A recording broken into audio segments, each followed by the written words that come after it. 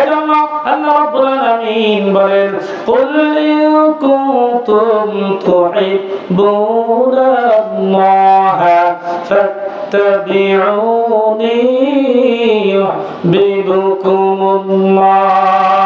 ওয়া ইয়াগফির লাকুম যুনুবাকুম ওয়াল্লাহু গফুরুর রাহিম। আল্লাহু আকবার। আল্লাহ রাব্বুল আলামিন নবীকে জানিয়ে দেন, ও নবী, তাকে আমি আল্লাহকে পেতে চাই, আমি আল্লাহকে ভালোবাসতে চাই, তাহলে আপনি বলে দেন ফাত্তাবিউনি, তারা যেন আপনার ইত্তেবা করে, ফাত্তাবিউনি, তারা যেন আপনার অনুসরণ করে। কি করে? যারা আল্লাহকে পেতে চায় আল্লাহ রাব্বুল আলামিন জানিয়ে দিলেন, ও নবী, আপনি ঘোষণা করে দেন ফাত্তাবিউনি ইউহিব্বুকুমুল্লাহ, তারা যেন আপনাকে অনুসরণ করে, আপনাকে ভালোবাসে। তাহলে কি হবে? আল্লাহ রাব্বুল আলামিন বলেন, অবশ্যই ওই সমস্ত মানুষদের জীবনের গুনাহ খাতাগুলো আল্লাহ আমি মাফ করে দেব। বলেন সুবহানাল্লাহ। আজকে দুনিয়ার মধ্যে আপনি খেয়াল করেন, যদি আপনি যত বড় নেতার অনুসরণ করেন না কেন, কেউ যদি আওয়ামী লীগ করে আর বলে আমি মসজিদের অনুসরণ করেছি আমার গুনাহ মাফ হবে, কেউ যদি বিএনপি করে বলে যদি আমি শহীদ জিয়াউর রহমান অনুসরণ করেছে আমার জীবনের গুনাহ খাতা মাফ হবে, কেউ যদি সাফায়ের সাদের মরহুমের সাদের অনুসরণ করে যদি বলে তার অনুসরণ করেছে আমার জীবনের গুনাহ খাতা মাফ হয়ে যাবে, আল্লাহ কসম করে বলে এদের অনুসরণ করে কোনদিন আল্লাহ জীবনে একটা গুনাহ মাফ করবে না। কিন্তু আল্লাহ রাব্বুল আলামিন এমন একটা নেতার কথা জানিয়ে দিলেন, এমন একটা নেতার কথা বললেন, যেই নেতার অনুসরণ করে আল্লাহ বলেছেন ইউহিব্বুকুমুল্লাহ ওয়া ইয়াগফির লাকুম যুনুবাকুম, আমি আল্লাহ রাব্বুল আলামিন ওই নেতার অনুসরণ করার সঙ্গে সঙ্গে বান্দার জীবনের গুনাহ খাতাগুলো মাফ করে দেব। বলেন সুবহানাল্লাহ। এর মধ্যে কোন সন্দেহ আছে?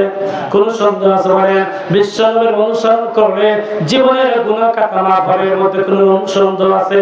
কোন সন্দেহ নাই। কারণ বিশ্বনবীর অনুসরণ করে আল্লাহ জানিয়ে দিয়েছেন আফিলাকুম যুনুবাকুম, আমি আল্লাহ রাব্বুল আলামিন ওই সমস্ত বান্দা বান্দীদের জীবনের গুনাহ খাতাগুলো মাফ করে দেব। সুবহানাল্লাহ। শুধু তাই নয়, যদি কেউ আদর্শবান একজন নেতা দেখতে চায় সেজন্য বিশ্ব নবীর দিকে তাকায়, কেউ যেন একজন আদর্শবান পিতার দিকে তাকায় সেজন্য বিশ্ব নবীর দিকে তাকায়, কেউ যেন একজন আদর্শবান স্বামীর দিকে তাকায় সেজন্য বিশ্ব নবীর দিকে তাকায়। কথা ঠিক নেবে? কারণ আমার নবীর মধ্যে কোনো কিছুর কমতি ছিল না, কোনো কিছুর অভাব নাই, সবকিছু তার ভিতর পরিপূর্ণ ছিল। সুবহানাল্লাহ। এই জন্য আজকে যদি কেউ একজন আদর্শবান প্রেসিডেন্ট যদি দেখতে চায় সেজন্য বিশ্ব নবীর দিকে তাকায়। সুবহানাল্লাহ। বিশ্বনবী জনাবে মুহাম্মদুর রাসূলুল্লাহ সাল্লাল্লাহু আলাইহি ওয়াসাল্লাম হাঁটি হাঁটি পা পা করে যখন কোরআনের দাওয়াত দিচ্ছিলেন, মক্কায় যখন কোরআনের দাওয়াত দেওয়া শুরু করলেন, এক চাই মানুষ যখন কোরআন নাজিল হয় নাই এমতো অবস্থায় হুজুর সাল্লাল্লাহু আলাইহি ওয়াসাল্লাম যখন মানুষকে দাওয়াত দিয়েছেন, কোনো সমস্যা ছিল না, কোনো সমস্যা ছিল না। মানুষ সদরে তাকে গ্রহণ করেছে, তাকে ভালোবেসেছে, তাকে আল্লাহর উপাধি দিয়েছিল। কিন্তু আল্লাহ রাব্বুল আলামিন যখন কোরআন নাজিল করে জানিয়ে দিবেন, নবী আমি আপনার উপরে যে কোরআন নাজিল করলাম এই কোরআন দিয়ে আপনি মানুষকে দাওয়াত দিবেন, এই কোরআন দিয়ে আপনি মানুষকে বোঝাবেন। আর যখন মানুষের কোরআনের দিকে আসবে, এক শ্রেণীর মানুষ থাকবে কোরআনের দিকে আসবে, আর এক শ্রেণীর মানুষ থাকবে আপনার বিপক্ষেও দাঁড়িয়ে যাবে। কথা ঠিক না? বিশ্ব নবীর যেরকম মানুষ ছিল তার পক্ষের মানুষ ছিল, কোরআনের পক্ষের মানুষ ছিল, আবার কোরআনের বিপক্ষের মানুষ ছিল। এক শ্রেণীর মানুষ নবীকে অনুসরণ করেছে, আর এক শ্রেণীর মানুষ নবীকে হত্যা করার জন্য চেয়েছে।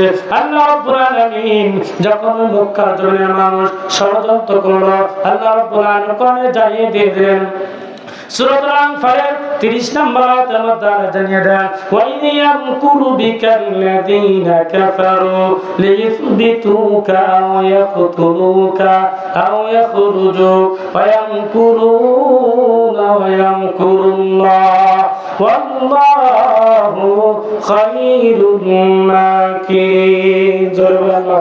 আল্লাহ রাব্বুল আলামিন যখন কোরআন আয়াত নাযিল করে জানিয়ে দিলেন ও নবী আপনাকে ওরা হত্যা করতে চায়, আপনাকে এক নম্বরে ওরা বন্দী করবে জেলের মধ্যে, শুধু একটাই অপরাধ, সেটা হলো কোরআন দিয়ে মানুষকে দাওয়াত দেওয়ার জন্য, কোরআনের প্রতি মানুষকে আহ্বান করার জন্য। আপনাকে এক শ্রেণীর মানুষ থাকবে আপনাকে বন্দী করার জন্য চেষ্টা করবে, আর এক শ্রেণীর মানুষ থাকবে আপনাকে হত্যা করার জন্য চেষ্টা করবে। কি করবে? এ দুনিয়ার থেকে হত্যা করবে, শেষ করে দেবে, দুনিয়ার মধ্যে আর রাখবে না। আর এক শ্রেণীর মানুষ বললো এই দুনিয়ার বন্ধু হত্যা করা যাবে না, তাকে দেশ থেকে তাড়িয়ে দেওয়া কথা ঠিক না বেঠে? এখন আপনি একবার মিলে দেখেন বাংলার জমিনেও যারা কোরআনের মানুষকে দাওয়াত দিয়েছেন, কোরআনের মানুষকে যারা আহ্বান করেছেন, এক শ্রেণীর মানুষ ছিল কোরআন আলাদের বিপক্ষে, আর এক শ্রেণীর মানুষ ছিল কোরআন আলাদের পক্ষে। এক শ্রেণীর মানুষ চেয়েছে বাংলার জমিনে কোরআনের আইন চালু হয়ে যায়, আর এক শ্রেণীর মানুষ চেয়েছে বাংলার জমিনে কোরআন আইন যেন চালু না হয়, কারণ তারা বুঝতে পেরেছে কোরআন আইন যদি বাংলার জমিনে চালু হয়ে যায়, আমরা কলমের এক খোসা দিয়ে মানুষের এতিম মিসকিনের হাজার হাজার কোটি কোটি টাকা আমাদের পেটের মধ্যে ঢুকাতে পারবো না, আমাদের পকেটের মধ্যে ঢুকাতে পারবো না। এজন্য তারা এই কোরআনের বিরোধিতা করেছে, এজন্য তারা কোরআনের দাওয়াতের মানুষদের বিরোধিতা করেছে। কথা ঠিক না বলে? শুধু তাই নয়, বাংলার জমিনে যারা কোরআন দিয়ে মানুষকে আহ্বান করেছে, এক শ্রেণীর মানুষ তাদেরকে জেলের মধ্যে বলে দিয়েছেন। শুধু তাই নয়, ফাঁসির কাজে ঝুলিয়েও শেষ করে দিয়েছেন। কথা ঠিক না ঠিক? আবার এদেশ থেকে তারা তারাইতে বাধ্য করার জন্য চেষ্টা করেছে। বিশ্ব নবীকে যেরকম কোরআন দিয়ে দাওয়াত দিয়ে দেওয়ার পরে যেরকম তাদের সাথে আচরণ করেছে, বাংলার জমিনেও যারা কোরআন দিয়ে মানুষকে দাওয়াত দিয়েছেন, ওই সমস্ত মানুষদের ব্যাপারে ঠিক একই কায়দায় করেছেন। কথা ঠিক না ঠিক? এই জন্য সে কোরআনের পক্ষে আমরা আছি নাই। আমরা কি এদেশ থেকে চলে যাব? কোন নেতা নেত্রীর রক্ত চক্ষু দেখে আমরা ভয় পাই? আমরা ভয় পাই দেখে কাকে? আল্লাহ রাব্বুল আলামিনকে দেখে। দুনিয়ার কোন নেতা নেত্রীকে দেখে আমরা ভয় পাই না, একমাত্র ভয় পাই আল্লাহ রাব্বুল আলামিনকে। কথা ঠিক না বলি? আমরা যদি ভয় করতে হয় একমাত্র আমাদের মালিককে ভয় করব। আমরা যদি কোন রব মানতে হয় একমাত্র আমাদের আল্লাহকে মানব। দ্বিতীয় কোন মানুষ, দ্বিতীয় কোন নেতা নেত্রীর অনুসরণ আমরা করব না। কথা ঠিক না বলি? রাজা আছেন তো মুসলমান, অবশ্যই থাকতে হবে। জনাব মোহাম্মদ হাফিজুল ইসলাম মন্ত্রণালয় থেকে নগদে 100 টাকা দিয়ে যান। রব্বুল আলামিন খারাপ কবুল করেন। রব্বুল আলামিন আল্লাহ সরকার আপনাদের বাড়ি বানান, যারা দরকার কবর থেকে ঘুমিয়ে পড়েছে আল্লাহ প্রত্যেকের কবর করে জান্নাতের বাগান বানান। জনাব মোহাম্মদ সাইদি হোসেন বাদশাহ থেকে 500 টাকা দিয়ে যায়। আল্লাহ তার মুখের কবরে বরকত দান করেন। অসংখ্য অগণিত টাকা বাড়ি বানান। রব্বুল আলামিন যারা দরকার কবর থেকে প্রত্যেকের কবরগুলো চিরতরে জান্নাতের বাগান বানায় বলেন আমিন। জনাব মোহাম্মদ আলহাজ আব্দুল মালিক আইয়াতুল মুআল্লিম বাদশাহী থেকে নগদে 500 টাকা বলেন হাওয়া আইয়াতুল মুখানা কবুল করেন, মাকসুদ কবুল করেন। অসংখ্য কোটি টাকা মাই বানায় রব্বুল আলামিন রব্বা মুসলিম দুঃখের কবর করে আল্লাহ প্রত্যেকের কবর করে চিরতরে জান্নাতের বাগান বানায়। আল্লাহ কামকে দেখার বরকত অসংখ্য কোটি টাকা মাই বানায়। পরিত্যক্ত সন্তান সবাইকে কবুল করেন। জনাব মোহাম্মদ আবু হানিফা বাদশাহী থেকে বাদশাহী বাকাবা থেকে নগদে 500 টাকা দিয়ে যায়। আল্লাহ তাআলা কবুল করেন, মাকসুদ কবুল করেন। অসংখ্য কোটি টাকা মাই বানায় রব্বুল আলামিন জান্নাতের কবর থেকে ঘুমিয়ে পড়েছে আল্লাহ প্রত্যেকের কবর করে চিরতরে জান্নাতের বাগান বানায় বলেন আমিন। জনাব মোহাম্মদ বরাতানি বর্মনা থেকে নগদে 100 টাকা দিয়ে যায়। আল্লাহ তাআলা কবুল করেন, মাকসুদ কবুল করেন। অসংখ্য কোটি টাকা মাই বানায় রব্বুল আলামিন জান্নাতের কবর করে প্রত্যেকের কবর করে চিরতরে জান্নাতের বাগান বানায় বলেন আমিন। মাঝে মাঝে মনে হয় কিসের আনন্দ, কিসের এত হাসি উল্লাস, একই দিন মরতে হবে, হতেই হবে লাশ। মাঝে মাঝে মনে হয় কিসের আনন্দ, কিসের এত হাসি উল্লাস। একই দিন মরতে হবে, হতেই হবে লাশ। মাঝে মাঝে মনে হয় কিসের আনন্দ, কিসের এত হাসি উল্লাস। মা বাবা ভাই বোন আছে যত স্বজন, সব কিছু ছেড়ে কোথায় হবে বসবাস। মাঝে মাঝে মনে হয় কিসের আনন্দ, কিসের এত হাসি উল্লাস। করেছি যত পাপ জানি না হবে কি মাপ, শেষ বিচার দিনে সবই হবে প্রকাশ। মাঝে মাঝে মনে হয় কিসের আনন্দ, কিসের এত হাসি উল্লাস। একদিন মরতে হবে, হতেই হবে লাশ। মাঝে মাঝে মনে হয় কিসের আনন্দ, কিসের এত হাসি উল্লাস। বন্ধু যত ভাবে সকলই পর হবে, বন্ধু যত ভাবে সকলই পর হবে।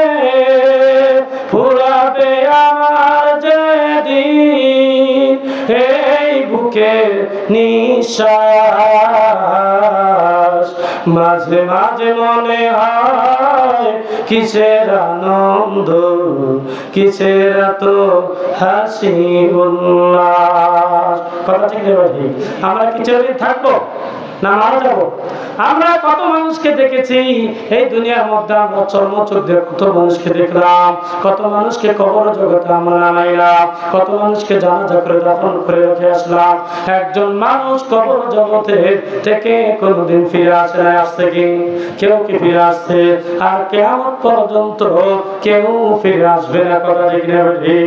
এজন্য আমরা তো মারা যাব, মৃত্যুর পূর্বে কবরের কোন জিনিস, কবরের কোন অর্থ করি কি আমরা নিয়ে যেতে পারবো? বলেন, আমাদের অর্থ করি, আমাদের টাকা পয়সা যা কিছু আছে সব কিছু দুনিয়ার মধ্যে থাকবে। তবে আজকে যারা নেকাম করতেছে বেশি বেশি, যারা দান সদকা করতেছে, অবশ্যই ওইগুলো কবরে আপনার যে জড়ো হয়ে যাবে। কথা ঠিক না ঠিক? কবরে যখন আপনাকে ঘরে এক পাশে আপনার দান সদকা থাকবে, এক পাশে আপনার নেকাম থাকবে, এক পাশে আপনার জিকির আজকার থাকবে, এক পাশে আপনার কোরআন তেলাওয়াত থাকবে, এক পাশে আপনার থাকবে। সব কিছু মিলে নেক আমলগুলো আপনার পাশে থাকবে। ওই নেক আমলগুলো আপনার পাশে থেকে আপনার জন্য সুপারিশ করবে। আপনি তখন আফসোস করতে থাকবেন, কে আমার এই জবে এই বিপদের মধ্যে, এই বিপদের সময় কে আমার সঙ্গে কথা বলে। তখন বলতে থাকবে, দুনিয়ার মধ্যে তুমি অমুক সময় মানুষ যখন ঘুমিয়ে পড়েছিল, তুমি তখন রাতকে উপেক্ষা করে, শীতকে উপেক্ষা করে, ল্যাপটাকে দূরে রেখে তুমি তখন ঠান্ডা পানি দিয়ে ওযু করে তাহাজ্জুদের নামাজে বান্দা দাঁড়িয়ে গিয়েছিলে। আমি তাহাজ্জুদের নামাজ, তুমি তখন তাহাজ্জুদের নামাজ করে কোরআন তেলাওয়াত করে দুফোঁটা চোখের জল তুমি ফেলেছিলে আল্লাহর কাছে। ওই দুফোঁটা চোখের জল এত পছন্দ হয়েছিল, ভালো লেগেছিল, আল্লাহ রাব্বুল আলামিন পছন্দ করে রেখে দিয়েছিলেন। আজকে তোমার দুই ফোঁটা চোখের পানি, আজকে আমি ওই দুই রাকাত নামাজ, আজকে আমি ওই চোখের পানি কান্না, দুই ফোঁটা চোখের পানি তোমার পাশে আমি দাঁড়িয়ে গিয়েছি। আজকে তোমার বিপদের মুহূর্তে আমরা তোমাকে জান্নাত পর্যন্ত পৌঁছা না দিয়ে কখনোই বিদায় হব না। বলেন সুবহানাল্লাহ। এজন্য যে তাফসীর মাহফিলের মধ্যে বসবে, যে তাফসীর মাহফিল শুনবে, রাতকে উপেক্ষা করে কষ্ট করে, যারা রাতকে কষ্ট করে, রাতের পর রাত কষ্ট করে যারা তাফসীর মাহফিলের মধ্যে বসে থাকবে, এই রাত এই কোরআন তেলাওয়াত, এই জিকির আজকার আপনার পাশে থেকে আপনাকে জান্নাত পর্যন্ত পৌঁছা দেবে। সুবহানাল্লাহ। একটা মহিলার দোয়া দেয় আর এক মা 100 টাকা দিয়ে দোয়া চেয়েছে আল্লাহ তাআলা কবুল করে নেন আল্লাহ মনে কষ্ট কবুল করে নেন অসংখ্য কোটি টাকা মালিক বানা দেন রব্বুল আলামিন জান্নাতুল কবর ঘুমিয়ে পড়েছে আল্লাহ প্রত্যেকের কবরগুলো জান্নাতের বাগান বানা দেন রব্বুল আলামিন অসংখ্য কোটি টাকার বাড়ি বানা দেন জনাব মোহাম্মদ মনির ইসলাম বাদশাহ আকন্দপাড়া থেকে নগদের 500 টাকা দিয়ে যায় তবে এ মহল্লার মামা বোনেরা আমার ভাই বাবা যে দানগুলো আপনারা দিয়ে দেন জনাব মোহাম্মদ ইমাম হোসেন জিকিরা থেকে নগদে 200 টাকা দিয়ে যায় রব্বুল আলামিন দাখিল কবুল করে নেন আল্লাহ অসংখ্য টাকা মালিক বানা দেন আল্লাহ তার অন্ধকার কবর থেকে ঘুমিয়ে পড়েছে আল্লাহ প্রত্যেকের কবরগুলো জান্নাতের বাগান বানা দেন রব্বুল আলামিন আল্লাহ করে টুকরো সন্তান সবাইকে কবুল করে নেন বলেন আমিন জনাব মোহাম্মদ আল্লাহ আব্দুল হক আমার ভাইজান বর্মনা থেকে নগদে 500 টাকা দিয়ে যায় আল্লাহ তাআলা কবুল করে নেন বরকত কবুল করে দেন অসংখ্য কোটি টাকা মালিক বানা দেন রব্বুল আলামিন যাদের আব্বা আম্মা সব অন্ধকার কবর থেকে ঘুমিয়ে পড়েছে আল্লাহ প্রত্যেকের কবরগুলো জান্নাতের বাগান বানা দেন আল্লাহ করে টুকরো সন্তান সবাইকে কবুল